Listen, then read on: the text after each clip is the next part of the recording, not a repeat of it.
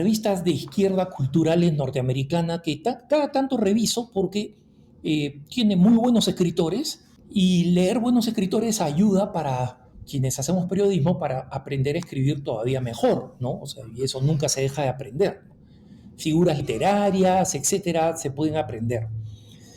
Y en este caso también lo hago porque me interesa saber cuál es la dirección cultural predominante en el mundo secular, que es el que se está imponiendo suavemente en algunos casos, a lo bestia en otros. Y una de estas tendencias es la tendencia a ver en la natalidad, es decir, en el hecho de tener hijos, fundamentalmente o casi exclusivamente un problema. Y obviamente cuando alguien comenta sobre esto, rara vez leo el artículo escrito por un hombre, ¿no? Y algunos de ustedes dirán, Alejandro, no seas prejuiciado.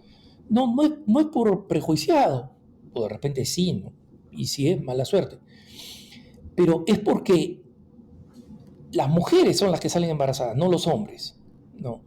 Y con el número creciente de madres solteras, la opinión que interesa más, no digo que no interese, pero la opinión que interesa más es la opinión de las mujeres, ¿no? Y por si acaso, yo entiendo la paradoja de que sea un hombre como yo el que esté hablando de estos temas, pero yo no estoy hablando de las dificultades de ser mamá, estoy hablando de los problemas que hoy se plantean a la maternidad. Y el primer problema que ya he mencionado en otras ocasiones es esta idea que los últimos papas, pero especialmente el Papa Francisco, porque es el que le ha tocado esta época dicha de forma más explícita, es la idea de que los seres humanos son parásitos, ¿no? Que le hacen daño al planeta y en consecuencia eh, piensan en términos de una filosofía ecocéntrica, ¿no? Y no en una visión del mundo que ha sido creada para eh, la, la alegría y la responsabilidad del ser humano, que a su vez da gloria a Dios. Esa frase de San Pablo, ¿no? Que no recuerdo perfectamente, pero estoy seguro que ustedes la reconocen. Todo es vuestro, dice San Pablo. Pedro, Apolo, Pablo, todo es vuestro. Pero vosotros sois de Cristo y Cristo es de Dios. Entonces, esa es la visión con que nos tenemos que aproximar a lo creado. Pero obviamente, si la naturaleza es esta especie de ser vivo, ¿no? La madre tierra que vive por sí misma, los hombres somos una especie destructora. Y claro, nos olvidamos que si no fuera por los hombres, múltiples especies habrían desaparecido. Y ustedes dicen, no, Alejandro, al contrario, hay especies que se han extinguido por culpa de los hombres. Hay especies que se han extinguido. Uno. Dos, hay especies que se han extinguido por culpa de los hombres, ¿no? Pero no es el caso de la mayoría de las especies que se han extinguido. En algunos casos, un tipo específico de búhos en Estados Unidos, que son los búhos moteados, estaban a punto de desaparecer por una sencilla razón, porque se cruzaban genéticamente con otros búhos y el gen de estos búhos bonitos, moteados, es recesivo. Y si no hubiera sido por la intervención del hombre, que los separó, les creó un hábitat para que pudieran crecer y multiplicarse y vivir entre ellos y mantener el código genético, las famosas, los famosos búhos o lechuzas moteadas no existirían, ¿no? Entonces, está primero esta visión de que el hombre es un parásito y tenemos gente diciéndolo explícitamente, ¿no? Lo he mencionado, busquen ustedes en preguntasdefe.com, ¿no? He mencionado varias veces, incluyendo el príncipe de Inglaterra que está casado con una actriz norteamericana, ¿no? No me acuerdo los nombres y no voy a gastar memoria acordándome los nombres, pero ustedes saben de quién hablo porque son parte pues extrema de la farándula, ¿no? Entonces, Ellos no solamente han dicho que van a parar en tener 2 hijos, a mí que me importa cuáles son sus decisiones familiares, ¿no? Pero quieren que todo el mundo haga lo mismo. Mírennos nosotros como ejemplos, porque tenemos que reducir, ¿no? la imprenta de carbono en el mundo, ¿no? Y después del discursazo, se van volando en avión privado desde Los Ángeles hasta Londres, eh, creando pues la impronta de carbono de 10.000 niños, ¿no? Pero ese es, digamos, parte de la farsa cultural. El otro es que tener hijos es demasiado difícil. Y yo no sé exactamente de dónde viene esto a esta generación. No sé si los papás se quejaron mucho, qué difícil es tener hijos, ¿no? Ay, qué difícil fue criarte. Y de repente, entonces, los jóvenes de hoy, los millennial jóvenes, la generación Z, dice, uf, qué bravo fue criarme, yo no quiero hacer lo mismo, ¿no? A mí me criaron, muchas gracias, pero yo no voy a criar a otro ser humano, no quiero hacerlo, ¿no?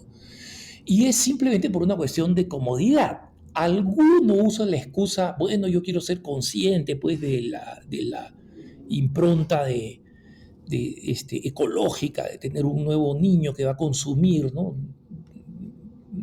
De más está decir que ese niño que va, entre comillas, consumir, también va a ser un gran creador y generador de ideas y de bendiciones y de cambios que pueden revolucionar completamente la manera como está el mundo. Pero así es como se piensa en los seres humanos, como bocas y estómagos caminantes, ¿no?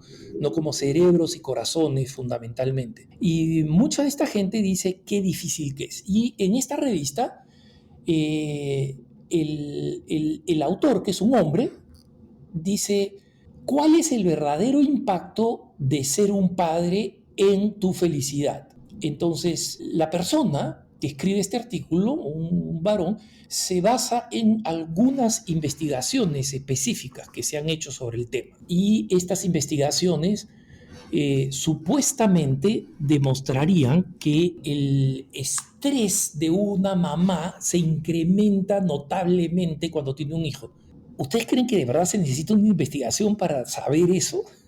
Saber que unos papás que acaban de tener un hijo van a dormir menos, que el papá también va a estar cansado porque el bebito llora, porque necesita intercambiarse con la mamá para que la mamá pueda también descansar, y que el estrés sigue creciendo y que ya hacerlos dormir, darles de comer, saber qué cosa les está pasando cuando solamente lloran, cambia, pero cambia cuando son adolescentes al pánico de qué cosa les va a pasar, cómo van a utilizar su libertad, qué es lo que van a hacer en adelante. Todas estas cosas también tienen su impacto y tienen un impacto serio. Entonces, es obviamente una realidad que no necesita ser investigada. Entonces, finalmente, sin embargo, dice que a pesar del impacto que tiene, el impacto negativo que tiene sobre la felicidad, esto es lo que dice el autor, ¿no? A pesar del evidente impacto negativo que tiene sobre la felicidad, tener hijos, las mamás y los papás que tienen hijos tienen esta mezcla de fatiga, cansancio, preocupación, pero con un gozo incomparable. Entonces nosotros no sabemos qué cosa está pasando, es más o menos lo que concluye este autor. No sabemos qué es lo que está pasando, porque este autor pareciera que nació de un huevo, ¿no? O sea que, clac, clac, se rompió el huevo y él apareció, ¿no? Porque si se acuerda de cómo fue criado por su papá y por su mamá, se acordaría que con su papá y con su mamá debe haber pasado algún momento feliz. Y ese momento feliz es suficiente para justificar todas las dificultades. Miren, a veces los hijos salen terriblemente mal,